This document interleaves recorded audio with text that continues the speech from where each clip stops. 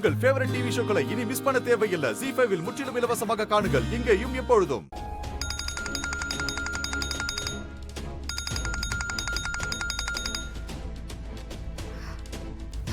Hello. இதோ வந்துடுறோம். Call taxi வந்துருச்சு. நாங்க கிளம்புறோம். தமிழ், வா போலாம்.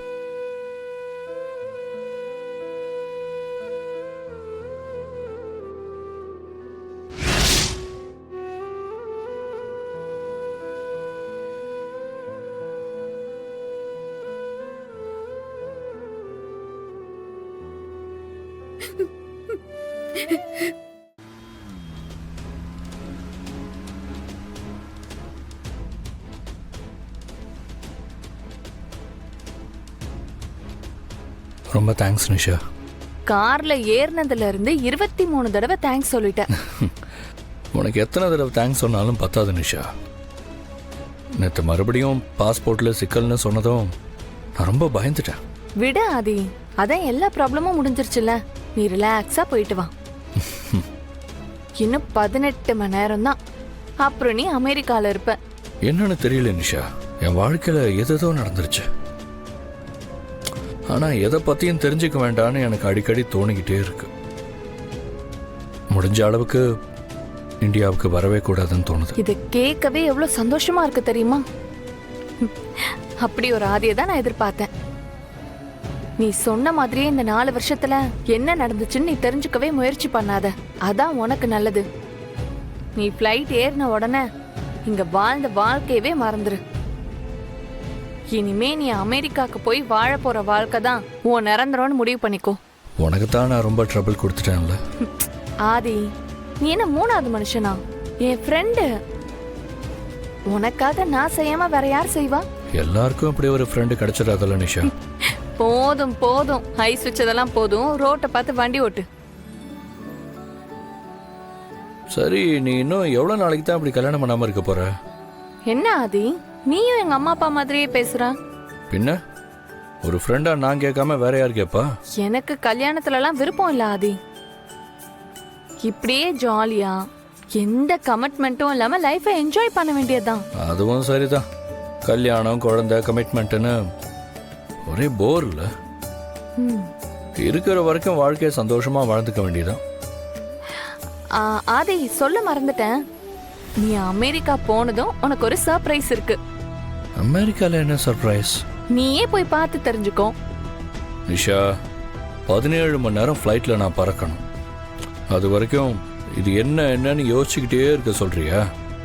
ப்ளீஸ் கொஞ்சம் என்னன்னு சொல்லிடு. ஆமா ஆதி, அப்படி யோசிச்சுக்கிட்டே போனாதானே அங்க போனதும் உனக்கு ஒரு சர்ப்ரைஸ் இருக்கும். இல்லைன்னா சப்பன ஆயிடாது.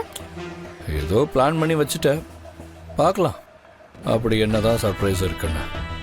வேணும்னா ஒரு க்ளூ கொடுக்கவா? க்ளூவா? என்ன க்ளூ? இந்த சர்ப்ரைஸ்னால தான் இது வரைக்கும் உன் லைஃப்ல நிறைய விஷயம் வந்துட்டு போயிருக்கும். ஆனா இது மட்டும்தான் உன் கூட தங்கிட்டு இருக்க போகுது. மொக்க போடாத ப்ளீஸ். ஏய், சீரியஸா ஆதி? நீ போய் அந்த சர்ப்ரைஸ பார்த்ததும் எனக்கு ஃபோன் பண்ணி சொல்றியா இல்லையான்னு பாரு. சரி, பார்க்கறேன். நிஷா, முக்கியமான விஷயம் சொல்ல மறந்துட்டேன்.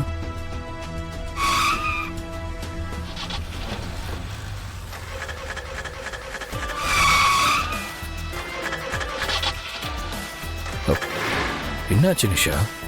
கார்ல ஏதாவது ப்ராப்ளமா என்ன? இல்ல ஆதி, சர்வீஸ் விட்டு 2 மாசம் கூட ஆகல. அவ்வளவுதான்ல. ஒரு பெரிய கதையே முடிவுக்கு வந்த மாதிரி எல்லாமே முடிஞ்சு போச்சு. எப்படியாவது ஆதியும் பாரதியும் ஒண்ணு சேர்ந்துருவாங்கன்னு பார்த்தேன். ஆனா அது நடக்காமலே போயிருச்சு. எனக்கும் கஷ்டமா தான் இருக்குது. ஆதி என்ன தேடி வந்ததுக்கும் பாரதி உன்னை தேடி வந்ததுக்கும் ஏதோ ஒரு அர்த்தம் இருக்கும்னு நம்பினேன் நானு. இப்ப எந்த அர்த்தமும் இல்லாம போயிருச்சுல அதுக்கெல்லாம். இனிமே அவங்க 2 பேர் வாழ்க்கையும் எப்படி இருக்கும்னு யோசிச்சு பார்க்கவே முடியல. கடவுள் இவ்வளவு கல் நெஞ்சுக்காரனா இருப்பான்னு நான் நினைச்சு கூட பார்க்கல. இப்படியா விளையாடுவா ஒருத்தவங்க வாழ்க்கையில? நிறுத்து, போதும். இனி கடவுளை திட்டி என்ன ஆக போகுது? அவங்க எப்படியாவது ஒண்ணு சேரணும்னு வேண்டிக்கதான் முடியும். வேற என்ன பண்றது? ஏன்னா எனக்கும் உனக்கும் ஆதி ஒரு வாழ்க்கையை கொடுத்துட்டு போயிருக்காரு. அதுக்கு காரணமா பாரதியும் இருந்திருக்கா.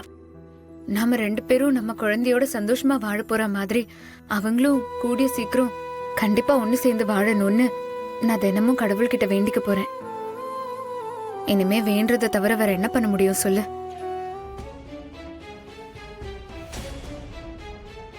இன்ஜினில் தான் ஏதோ ப்ராப்ளம்னு நினைக்கிறேன். மெக்கானிக் வந்தால் தான் தெரியும். ஏர்போர்ட் போகும்போது இப்படி நடக்கணுமா? நிஷா, கீழே உதச்சா மட்டும் கார் ஸ்டார்ட் ஆகிடுமா என்ன? நான் வேணா இங்கேருந்து ஏதாவது கால் டாக்ஸி பிடிச்சி போயிடவா? இல்ல ஆதி, உன்னை ஏர்போர்ட்ல வந்து சென்ட் ஆஃப் பண்ணாதான் எனக்கு நிம்மதியா இருக்கும். ஆதி, என் கசின் வீடு இங்க பக்கத்துல தான் இருக்கு. நான் ஆட்டோல போயிட்டு கார் எடுத்துட்டு வந்துடுறேன். இது அவனே மெக்கானிக் வச்சு பாத்துருவான்.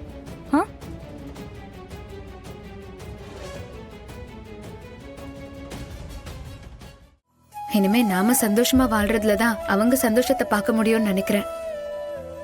ஆனா நான் நான் உன்கிட்ட ஒரு விஷயம் சொல்லணும். நீ எப்பவுமே கரெக்டா தான் இருப்ப. நான் தான் லூசு மாதிரி அப்பப்போ சண்டை போட்டுட்டே இருப்பேன் உன் கூட. நான் என்ன சண்டை போட்டாலும் என்ன விட்டு போயிடாத. ஏய், நான் உன்னை எங்கேட விட்டு போவேன்? நான் இருக்கிறது ஒரு வாழ்க்கை, அதுவும் நான் மொத்தமா உனக்கு தானே கொடுத்துருக்கிறேன். உன்னை விட்டு எங்க போவேன் நான் இப்போ? ஆஹா, இல்லடா, நான் அதுக்காக சொல்லல. முன்னாடி எல்லாம் நமக்குள்ள சண்டை வந்தா ஆதியோ இல்ல பாரதியோ நமக்கு நடுவுல வந்து சமாதானப்படுத்தி வைப்பாங்க. ஆனா இப்போ அவங்க 2 பேரும் நம்ம கூட இல்லைல்ல. அதனால்தான் சொல்றேன், நான் என்ன சண்டை போட்டாலும் என்ன விட்டுறாத ப்ளீஸ். உன்னை விட்டு போவேன் நான். இத்தனை நாள வெறும் என் பொண்டாட்டியா மட்டும்தான் இருந்த நீ.